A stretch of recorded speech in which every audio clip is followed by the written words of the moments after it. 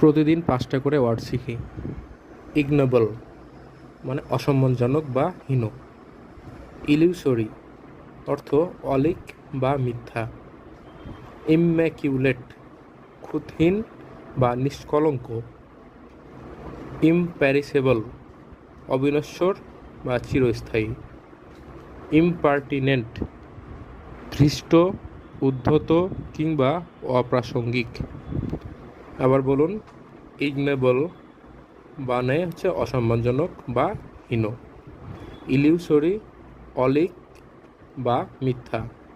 ইম্ম্যাকিউলেট খুঁতহীন বা নিষ্কলঙ্ক।